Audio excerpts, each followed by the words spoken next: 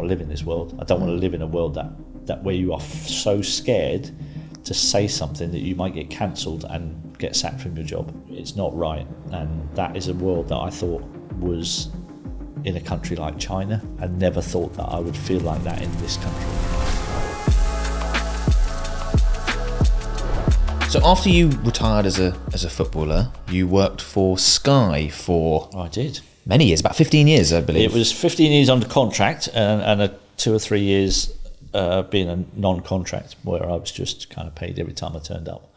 So on Soccer Saturday, that was good fun. Is that something you had thought about when you were still playing, that you might want to get involved in the media or anything like that? Just no, something that came up. I didn't have any idea what I was going to do when I finished playing football. Okay. Even on the day that I retired, I didn't have a clue. I was quite lucky. I had a testimonial at Southampton, my last ever game there. Mm-hmm. It was a full house down at St Mary's, so I had a nice cushion there, which meant I didn't have to go out and look for work straight away. Yeah.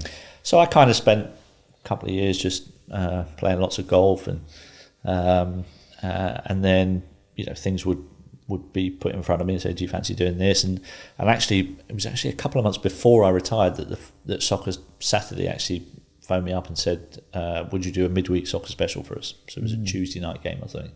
And I'd seen the show and I thought it was quite good fun. So I thought, yeah, I'll give that a go. So I went on and did one, and then obviously they kind of knew that I'd retired, and then they would ring me, every now and then and just say, "Oh, George Best can't make this week, or Rodney Marsh can't make this week. Would you sit in?" So I was like, "Yeah, that's fine." So I didn't really have any massive ambitions to want to do that as a career. I just enjoyed it, so I kind of did it, and that's kind of how my life's progressed. Really, I kind of don't really have a lot of plans. I just go with the flow, see what comes up, and live my life accordingly. And then, kind of a couple of years later, Rodney Marsh got sacked, which. Ironically, he was sacked for making an inappropriate joke on television that got him cancelled. Yeah, and that's when they came to me and said, "Oh, can you do every Saturday until the end of the season?" This was in January, I think it was the end of January. Mm-hmm. They said, "Can you do every Saturday to the end of the season?" So I was like, "Yeah, all right, that's fine." So I did that, and then all went well.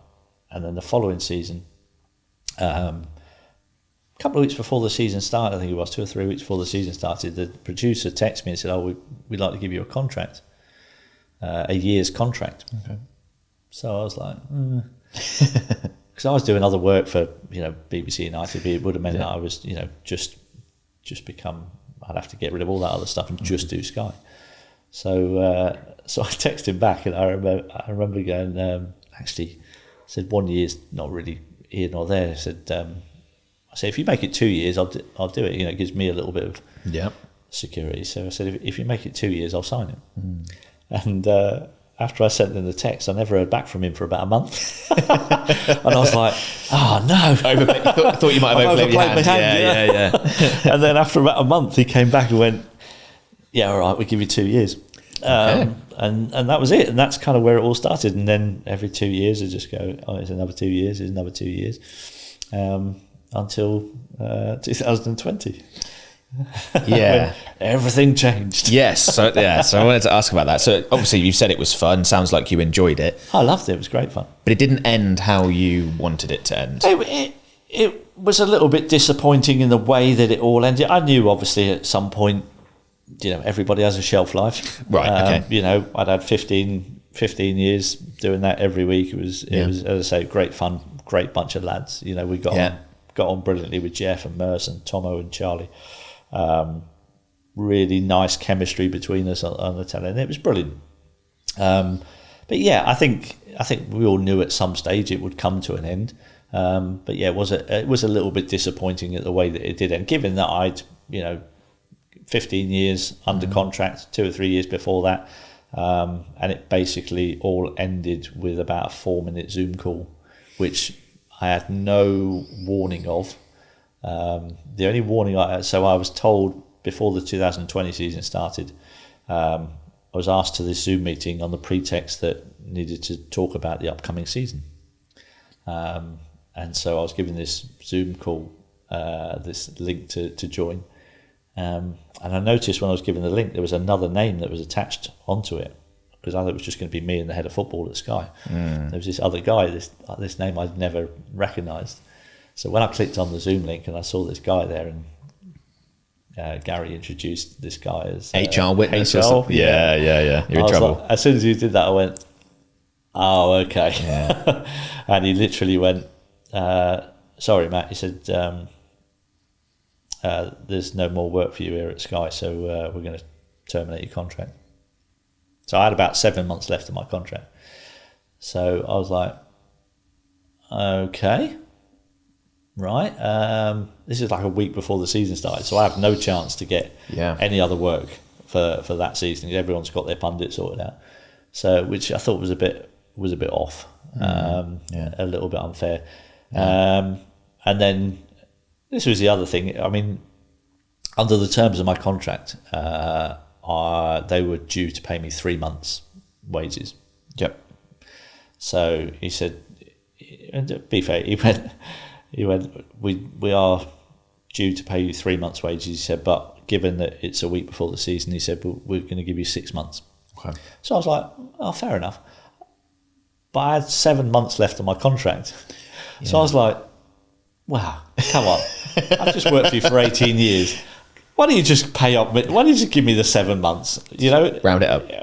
I mean, gee, so in the end, I was like, so then I said to him, I said, okay, fair enough. I said, can I just ask you a question?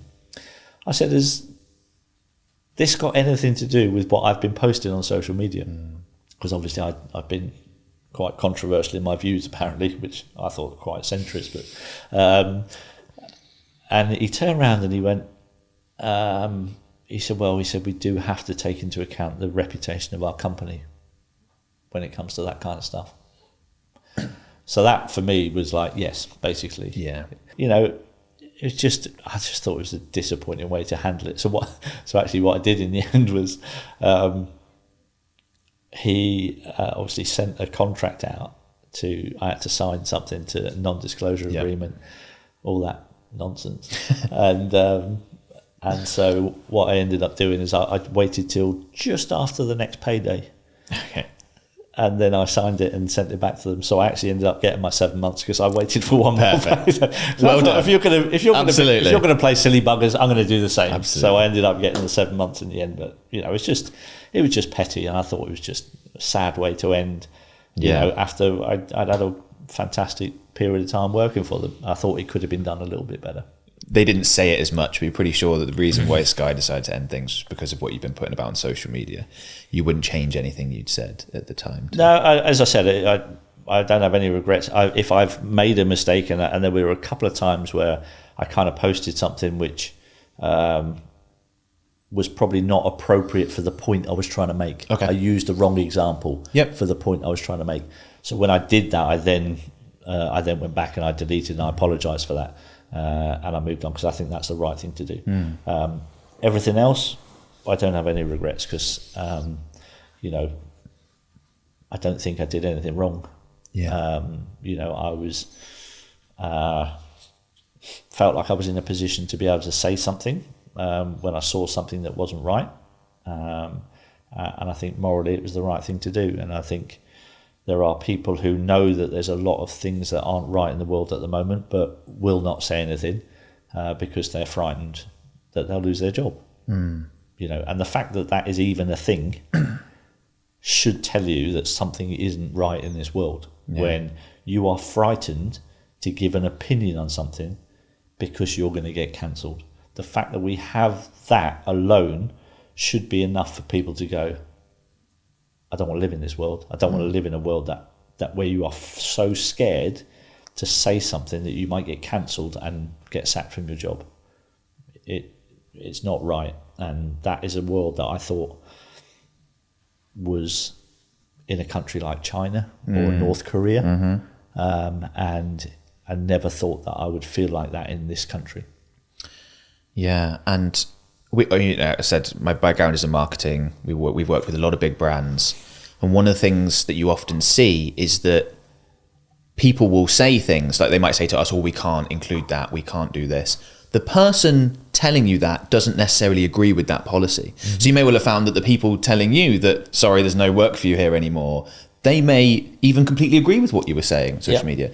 But it's almost like everyone is afraid of, it's like, but at some point, surely there has to be someone that you're actually afraid of somewhere making decisions. It almost seems like everyone's trying to preempt stuff and they're worried about potential backlash on social media. And and it is very strange. It seems that anyone who does share any opinions like yourself that might differ from the mainstream narrative, they just get labelled as a conspiracy theorist, and then the idea is, okay, they're just shut down now. And it's a very clever way of doing things, and it's something that's been worked on for a long time in terms of how you shut down a debate, how you don't want to have a conversation with somebody. Is you just go conspiracy theorist, misogynist, racist, anti-Semite. Yeah. You just use all these terms and go, right, I've used that word now. I don't have to debate with them anymore because I've taken the moral high ground. I've called him a name, and now everyone's going to think he's that. Yeah. And it's just a really childish way of actually shutting down debate, and it's something that everybody should be concerned about, because without free speech, you have there's a real opportunity for a tyrannical government to take over, and I think we are at the beginnings of that, and it needs to be nipped in the bud, and that's why I decided to speak out. So make sure to like, subscribe and hit the notification bell, and if you want to watch my full exclusive interview with Premier League legend Matt Le Tissier, you can do so right here.